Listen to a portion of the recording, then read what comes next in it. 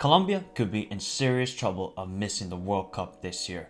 After last night's horrific result, once again, another game where they didn't score a goal. That is now yes, I said six straight World Cup qualifier matches where they scored 0 goals in that time.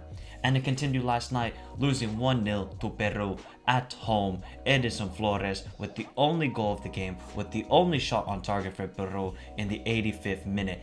And you could just see how dejected the crowd was, how dejected the players were at the end of the match. All the Colombian players going down to the floor. But where has it gone wrong for them?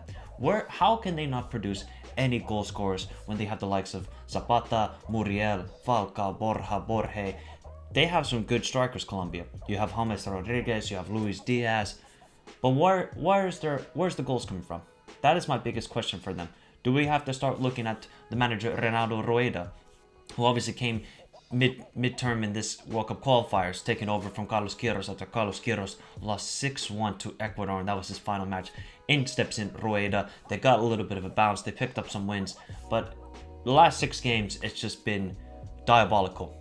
For a team with so much talent, how can they be so misfiring in front of goal? Where you have a player like Yerry Mina, who's taking the shots for them and looking to go into the box and score the goals, because clearly none of the strikers or the wingers can create anything or get any shots on target. Colombia are currently 6th in the table, right? They're 2 points behind Uruguay, and they're 3 points to the team they lost yesterday in Peru for the 4th spot, which is the last automatic spot to go qualify for the World Cup. Their next 3 games, right? Their next game on Tuesday, they're traveling to Argentina, a place where they have won once in their entire history. Way back in 1993 or 1992, when they qualified to the 1994 World Cup, they won 5-0. That was kind of the golden era for Colombian football. But the team was so talented back then. They've only won once in Argentina. Can this side get a valuable point? They need to get just some goals and get some confidence in this side, right? The second to last game is at home to Bolivia. If they can't beat Bolivia at home, they shouldn't be able to qualify, because if you can't beat Bolivia at home, you don't deserve it. Then the last game is away to Venezuela. All right, you think it's Venezuela, but Colombia do struggle away to Venezuela, so that is going to be a tough game for them. And there's a little bit of a resurgence with the Venezuelan national team now, with manager Peckerman, who's now coming to the side. So Colombia, if you look at their wins, draws, and losses throughout this whole campaign, right? They have 3 wins in 15 games. 3 wins, 8 draws, and 4 losses. 16 goals scored, 18 goals conceded. So obviously 6 of those 18 goals came, 1/3 of those came in one match against Ecuador. So big up to all the Ecuadorians. It's just worrying times if you're a Colombian fan, because yes, you're still in contention for qualifying automatically, and yes, you're in contention to make it to the playoffs in case you need to make it to the playoffs, but it's just not good. Yes, you're dominating games. Yes, you're dominating the likes of Ecuador, and you're dominating Paraguay, you're dominating Peru, but you have nothing to show for it. You're just either drawing these games or you're losing it, like last night against Peru. Peru was a perfect example, right? If you look at the stats of the game, Colombia should have won this game, right? They should have. They had enough shots, they had enough possession, they had 14 corners to compare to 5. They had everything. They had 18 shots blocked. But what the problem is, when you're watching the game or when you're watching Colombia, is they get inside the box, they get around the box, they beautifully work it, right? The build-up play is beautiful for Colombia. The final action, the final pass, the final shot is just atrocious. It looks like a side where there is a lot of talent, and they're still relying on, the old guards of Falcao, James Rodriguez, Cuadrado, but they're not doing it. Their decision making is absolutely awful. Absolutely awful. Players are either holding up the ball too much, like Luis Diaz, for example, yesterday, who was looking to becoming a Liverpool player.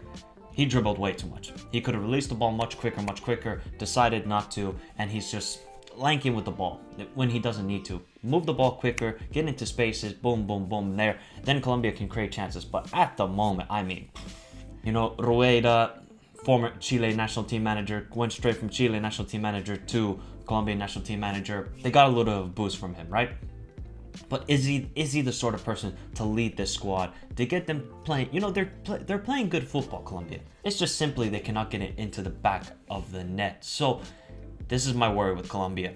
The 3 games, it's 2 of them are must wins. They have to win 2 of them, because I think if you want to qualify automatically, you're going to have to get to the 23, 24 point mark in Golden Bowl. Can they achieve that? You guys let me know in the comment section down below. Will Colombia qualify to the World Cup automatically in the top 4? Will they make it to the 5th spot and go to the Intercontinental Playoffs? Or is this side with so much talent gonna miss the World Cup? It's been a disaster campaign. You know, at the beginning with Carlos Queiroz, it was just negative football, and you could just tell after that Ecuador game, it was just the nail in the coffin that says, all right, Carlos Queiroz, you're gone. They bring in Rueda, a little bit of a bounce like I talked about. And then beginning of this year, beginning of September, last year, September, excuse me, it's just been 0-0, 0-0, 0-0, 0-0, 0-0, 0-0, 1-0 loss, 1-0 loss. This side is good. Their just confidence is at an all-time low. But before I miss out, gotta give massive credit to Peru as well. With their manager Garecha, they're trying to do the same feat as they did the last qualifiers to qualify for the first time in over 30 years to the World Cup in 2018.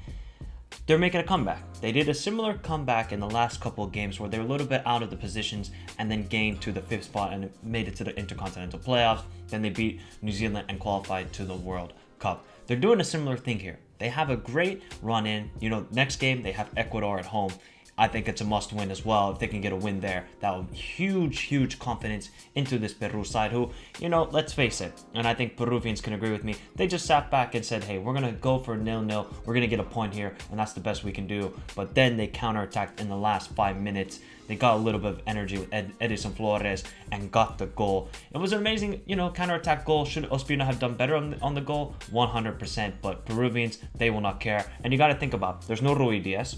There's no Farfan. There's no Paulo Guerrero. I don't think there was any Aquino as well. So you got to give credit to Garecha and his side. They just said, all right, we're going to sit back, get the point. That's good enough for us. But they came away with 3 points. So this is going to be a massive boost to Peru and qualifying to back-to-back World Cups. So Colombians, if you are watching, please let me know, how are you feeling? What is the major problem with the side?